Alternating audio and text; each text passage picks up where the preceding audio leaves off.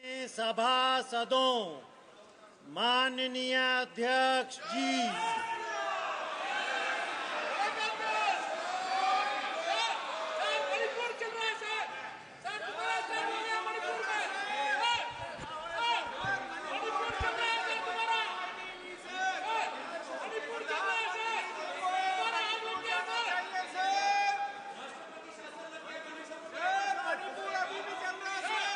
प्रश्नकाल Question hour. 141 Dr. C.M. Ramesh. Speaker sir, the people and parents, children of Anakapalli are thankful to... Question number 1, sir. Question number 141.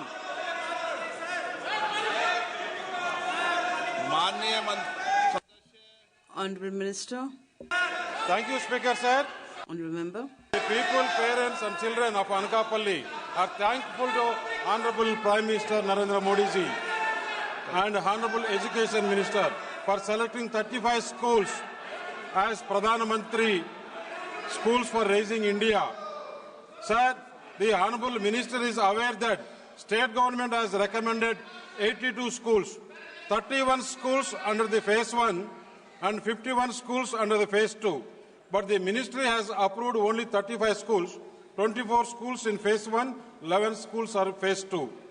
I would like to know from the Honorable Minister whether he will consider including the remaining 47 schools under the Pradhan Mantri School for Raising India from Anakapalli in the second or in the next phase. Thank you.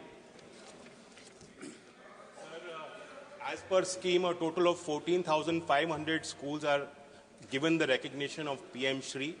They're recognized as exemplar schools, and this is to implement National Education Policy 2020. I can understand the concern raised by Honourable Member. He has said in Anakapalli there are 35 PM Shris that have been given the status. A number are also being reviewed. We will follow due process in the selection criteria because there's a challenge method that has to be fulfilled. Thank you. Sir, I am grateful and Honourable Minister for giving more than 1,000 crores in second year for Pradhan Mantri School for Raising India in Andhra Pradesh. Sir, for Pradhan Mantri School for Raising India, there is a need for additional requirements like lab technicians, computer operators, separate rooms for vocational education, teaching and learning material, sanitary pad, disposable machines, solar panels for sustainability. So, I would like to know from the Honourable Minister, will he consider providing these facilities for PM School for Raising India schools in Anakapalli or giving recurring to grant state for 3-4 years to sustain this scheme, sir? Sir, to implement this scheme, a national school quality assessment framework is prepared, and our ministry regularly looks at, reviews the status of implementation. Total of 35 PM Shri schools are there in Anakapalli, and 22 metrics as per NEP are regularly tracked. Honourable Ministers, Honourable MPs talked about physics lab, chemistry lab. I would like to inform him that 82% coverage is in this metric, and of course, if the state sends a proposal, a firm proposal, we will follow due process. Shri Gurjeet Singh Ojla. Thank you, Honourable Speaker. Sir, I would like to know from the Honourable Minister that the border states, the condition of the schools is deplorable. Is the government coming up with any scheme like Amritsar is my district and there's a bordering area, so more schools may be included in this scheme? Is the government paying any attention to that? Thank you. Sabapati ji. Honourable Speaker, sir, as I have already said that 14,500 schools have been allotted all over the country, and considering the geographical condition, how many blocks are there, how many urban bodies are there, as per that only the numbers have been considered. The ideal number of schools be there, the coverage should be universal, and every state has been provided coverage in that. And as the honourable member gives any special suggestion, especially for bringing in some changes in the education process of Punjab. We'll consider that. Thank you.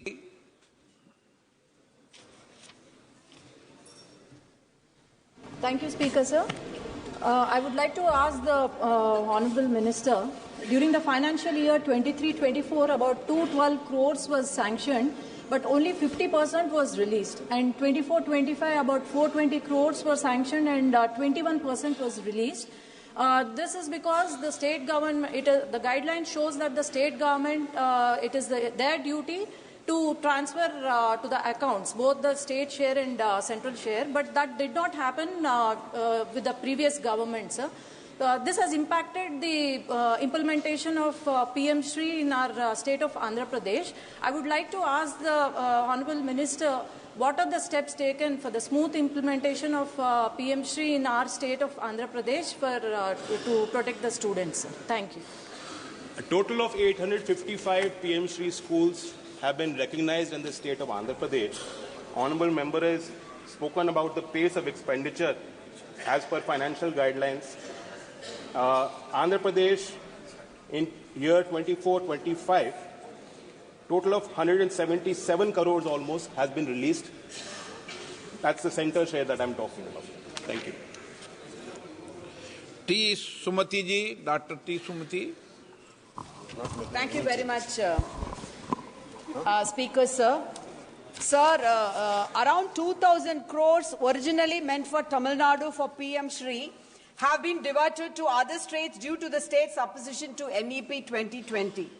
Sir, through you, I would like to raise concern which has been expressed by our Chief Minister through M.K. Stalin that this is a death knell on cooperative federalism. And sir, through you, I would like to ask the Honourable Minister also that is it right to use the financial allocation which is meant for actually spending the education, the school education children, is it right to use it as a revengeful tool against the state government, which is actually affecting the education of the school children? Sir, What is your question, Honourable Member? I would like to ask the union government through you, sir, that will it assure the parliament that no state will face fund cuts for rejecting a policy not mandated by law? Thank you, sir. Honourable Minister. Speaker, sir, today is 10th March. 20 more days are within March. The last date of the financial year of 2025 is up to 31st March. Government of India is open and ready. The kind of discussion we had with Tamil Nadu government in previous months, if they will, it's not that they are now, they have changed their stand. At one point of time, Tamil Nadu government has ready to sign an MOU with Government of India for accepting PM Shri. Few of my members, few of my MP colleagues came to see me. They came to the Honourable Member who raised the question. She also came to see me with Honourable Education Minister of Tamil Nadu. They agreed, they went back, they have a U-turn. It is their problem. Let them come. And Government of India is open on this issue. Many more, Speaker sir, many more non-BJP states, especially Congress, Karnataka. Let me give the example. Karnataka is accepting the NEP and they have some reservation verbally on NEP, but they are implementing PM Shri. In Himachal, they are implementing PM Shri. Right now, my friend, Congress friend from Amritsar raised a question. It's a non-BJP rule state. The same Tamil Nadu state, Government of India is giving financial allocation to PM portion. They are dishonest, my dear friends, they are dishonest. They are not committed to Tamil Nadu students. They are ruining the future of Tamil Nadu students. Their only job is to raise language passion. They are doing politics. They are doing mischief. This is unfortunate in the federal state. They can't put allegation against Government of India. They are misleading nation. They are doing injustice. They are doing injustice to students of Tamil Nadu. They are ruining the future of Tamil Nadu students. They are not doing justice. They are undemocratic. They are devouring the right of Tamil Nadu students to have a pan-Indian education model. Government of India is ready and open. Let them come back. What they have promised. I can quote the date. On 15th March. 15th March, they are sent a MOU. Why the account? Let the tell. Why the account? My information, their chief minister was ready to accept that. Some super chief minister, some new person came up. My dear sister Kani Modi is here. Let's be honest to the people of Tamil Nadu. She only came to me with few friends. He's the education minister, their education minister. They are dishonest. This is unfortunate. This is unfortunate in democracy. They are trying to cover up their failure. They are trying to do politics. This is unfortunate, sir. Question number 142. Dr. Nalin Soren. Okay. Dr. Nalin Soren. Question number Nalin Soren. और question चलिए माननीय संस्कृति मंत्री से पूछना। Honorable Speaker, sir, I would like to know from the Honorable Minister of Culture and Tourism that there are a lot of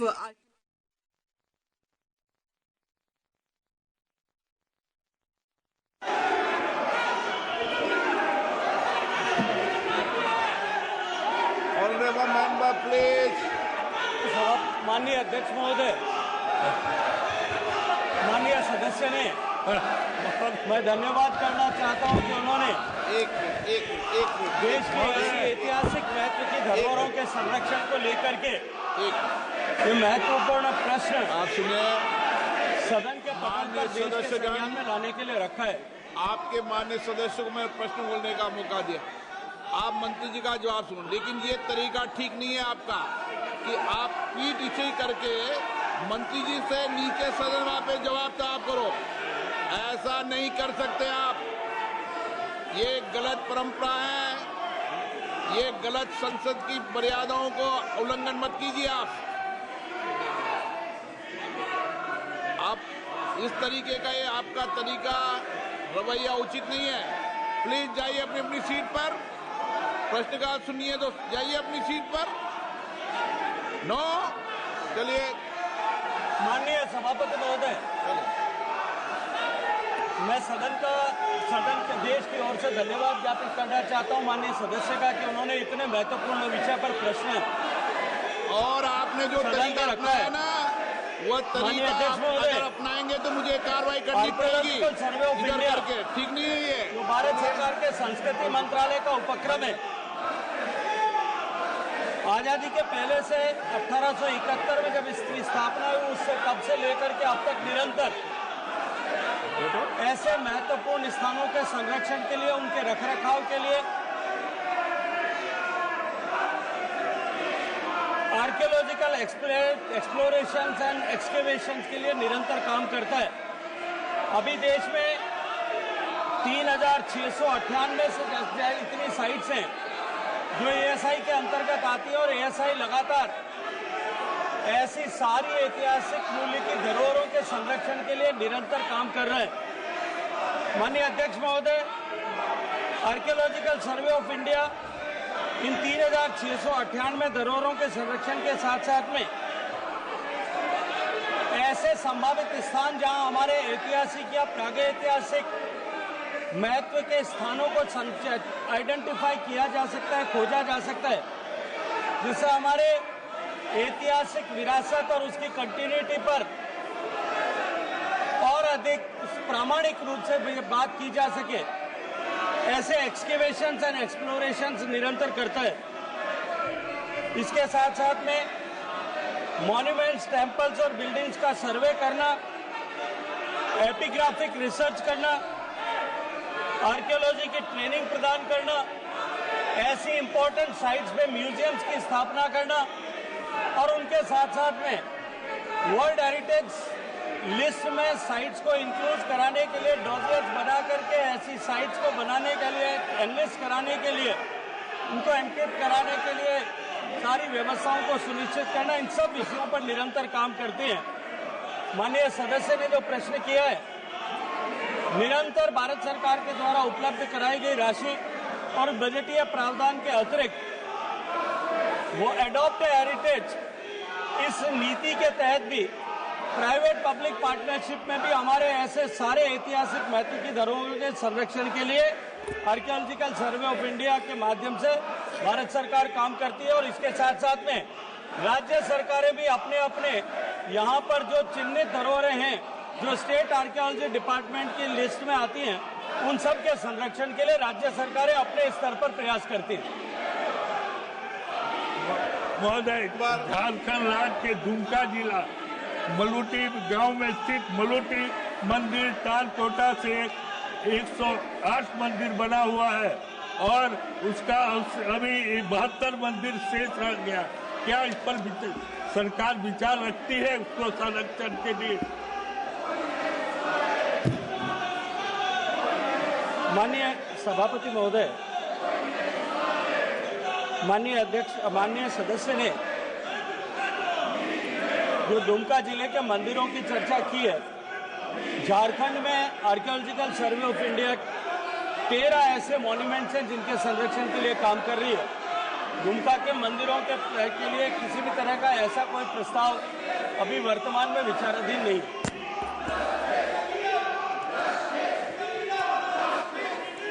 question number 143, doctor Rajesh Mishra. धन्यवाद अध्यक्ष महोदय। मेरे संसदीय क्षेत्र मध्य प्रदेश के सीधी जिले में सीधी में 10वीं शताब्दी में निर्मित चंद्रेश्वर शिव मंदिर है, जिसका निर्माण चेद वंश के राजा प्रबोध ने कराया था। वर्तमान में यह मंदिर भारतीय पुरातत्व सर्वेक्षण के संरक्षण में है। मंदिर का निर्माण मालवा पत्थर से हुआ तथा गर्भगृह गोलाकार है। मंदिर के चारों ओर प्राकृतिक सौंदर्य तथा सुंदर पहाड़ियां हैं। इस स्थान को विकसित करने की क्या योजना है? यदि हाँ, तो तत्संबंधित ब्यौरा क्या है?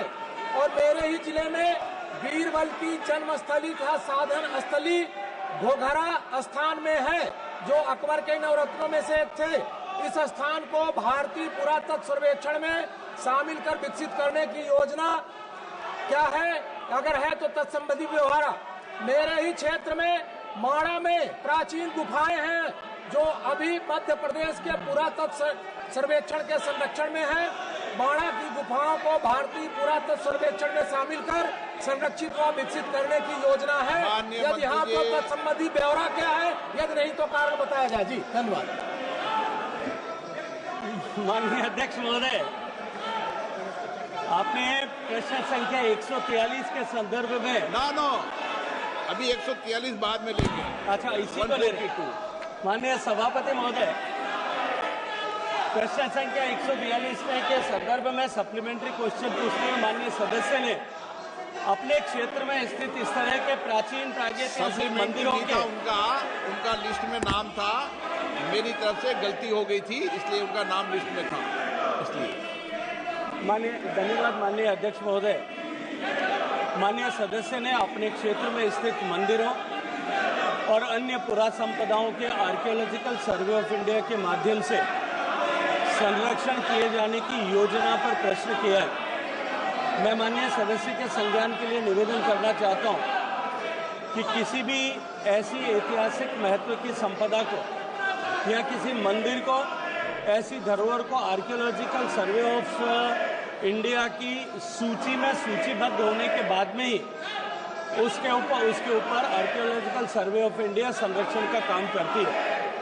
सूचीबद्ध करने की अपनी एक निश्चित तय प्रक्रिया है। राज्य सरकार के द्वारा इस तरह का प्रस्ताव आने के बाद या अन्यथा इस तरह के महत्व के विषय को हमारे रीजनल ऑफिस के द्वारा संसूचित करने के बाद में इस तरह की जो है संपदाओं को उस धरोहर सूची में सम्मिलित किया जाता है। इस तरह का अभी कोई प्रस्ताव जो है माननीय अध्यक्ष महोदय, किसी भी तरह का प्रस्ताव या संरक्षण गतिविधियों को लेकर के न राज्य सरकार से प्रस्ताव प्राप्त हुआ, नहीं कोई ऐसा प्रस्ताव अभी वर्तमान में विचाराधीन है। Question number 143, Shri Asaduddin Owaisi ji. Question number 143, sir.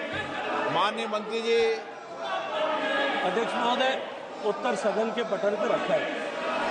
Speaker, sir, out of a sanctioned strength of 15,276, there are 6,516 vacancies in Ministry of Culture, attached offices and autonomous organizations. And it must be remembered that this government has been in power for the last 11 years. Sir, my first supplement to the Honourable Minister is, with over 67 vacancies in conservation branch and significant shortfalls across key divisions like archaeology and epigraphy, how does the ministry assure this House that centrally protected monuments are being adequately maintained and preserved? What specific measures are being taken to address the impact of these shortages on research, heritage, management, routine conservation? The reason I ask this question, sir, that CAG report of 2013 highlighted 92 untraceable monuments. In 21, they have accepted 24 remain missing alongside 501 untraceable objects in Anthropology section. Why has the government failed to prioritize filling critical vacant ASIs? And does he know that there are water leaks, cracks, vegetation growth on Taj Mahal? How do you justify your failure to ensure proper upkeep even for India's most iconic monuments?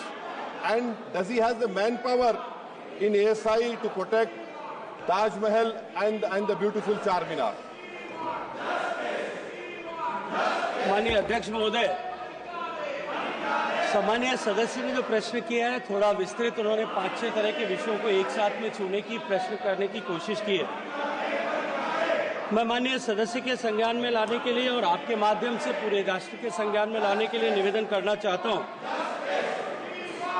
माननीय सदस्य ने overall मंत्रालय में shortage of staff की बात की है। Archaeological survey of India के परिप्रेक्ष्य में यदि मैं बात करूं, जहां माननीय सदस्य ने प्रश्न किया, 8,755 टोटल हमारे यहाँ सैंक्शन स्ट्रेंथ है। और यह सही है कि वर्तमान में 4,845 कर्मचारी उसमें विभिन्न स्तर पर कार्यरत हैं। लेकिन मंत्रालय के द्वारा और विभाग के द्वारा यूपीएससी और एसएससी को जिन पदों पे भर्ती के लिए ऑलरेडी रिकमेंडेशन भेजी जा चुकी है और जिनकी भर्ती एसएससी और यूपीएससी के लेवल पर प्रक्रियाधीन है, वो संख्या 3,203 है।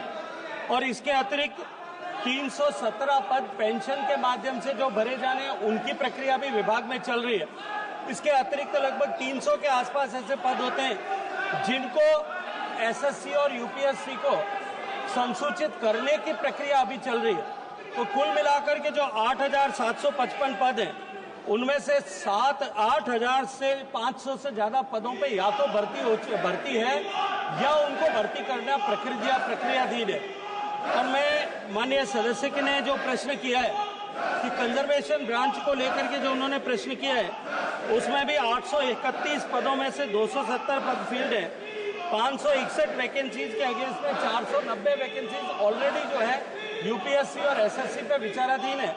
और ये प्रक्रिया पूरी होने के बाद में, क्योंकि मोदी सरकार ईमानदारी के साथ, ट्रांसपेरेंसी के साथ में यह भर्ती प्रक्रिया सुनिश्चित कराने को प्राथमिकता देती है, ये भर्ती प्रक्रिया पूरी होने के साथ ही शीघ्र ये पदों पर नियुक्ति हो जाएगी।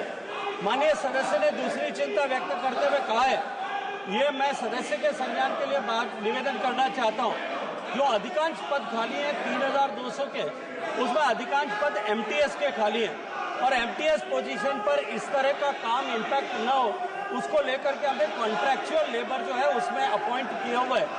जहाँ तक ताजमहल के रखरखाव का विषय है, मैं सदस्य और माननीय सदन के संज्ञान में लाने के लिए निवेदन करना चाहता हूँ। ये सही है कि उसमें वाटर लीक का एक इंसिडेंस ऐसा ऑब्जर्व हुआ था, लेकिन लगातार बरसात होने के कारण जो परिस्थिति हुई और उसको लेकर के तुरंत जो है उसको अमेंड किया गया है। भारत सरकार पूरी तरह से संवेदनशील है, पूरी तरह से जवाबदारी के साथ में अपने ऐतिहासिक धरोहरों के संरक्षण के लिए काम कर रही है। मैं सदन को और राष्ट्र को सुनिश्चित कराने को पूरी जिम्मेदारी के साथ में कहना चाहता हूं कि माननीय प्रधानमंत्री जी के नेतृत्व में हम विरासत का सम्मान करते हुए, संरक्षण करते हुए विकास करने के लिए प्रतिबद्धता के साथ में काम कर रहे हैं। माननीय सदस्य। Sir, my second supplementary is, has the ministry considered the standing committee recommendation to develop a dedicated management cadre within ASI for daily administration of centrally protected monuments, including visitor management and executive measures? Do you have any plans to bifurcation of ASI into two wings, one focus on exploration, excavation and conservation, and other handling revenue generating activities? Sir, lastly, the National Research Laboratory for Conservation of Cultural Property is operating only at 24% of sanctioned strength with 25 employees against 103 sanctioned posts. Is it not true that it impacts the ministry's critical research, preservation, restoration? And lastly, what steps is this government taking to ensure that the ASI is detoxified? Because from last 50 years, ASI has become, whether they will ensure that ASI works according to the cause of our constitution, that is secularism and pluralism. माननीय अध्यक्ष महोदय, माननीय सदस्य ने एक ही supplementary में 3 तरह के प्रश्न आपके माध्यम से मुझे पूछा है। जहां तक एसआईसी के कार्डर के बाइफर्केशन का अलग-अलग एक्टिविटीज को लेकर के प्रश्न है, मैं माननीय सदस्य के संज्ञान में लाने के लिए और सदन के संज्ञान में लाने के लिए निवेदन करना चाहता हूं कि इस तरह का कोई प्रस्ताव अभी वर्तमान में विचाराधीन नहीं है।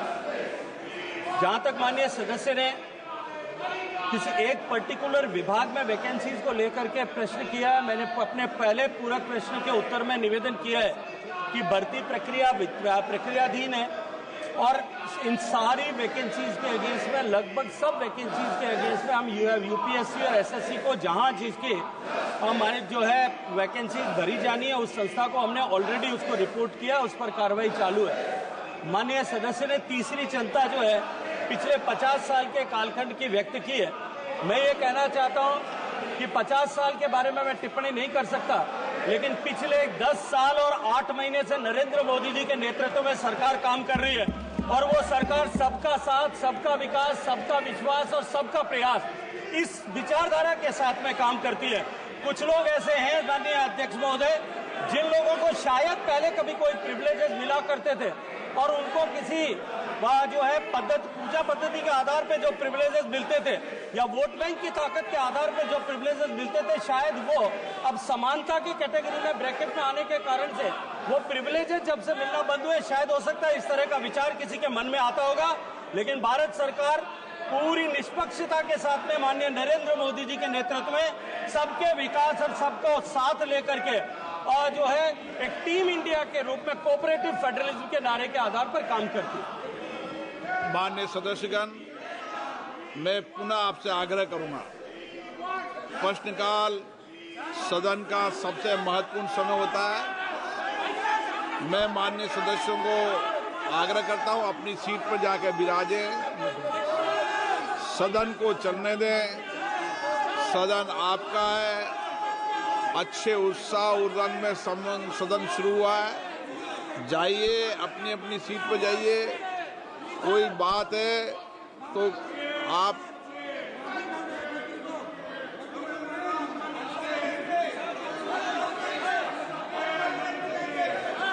अपनी अपनी सीट पर जाइए।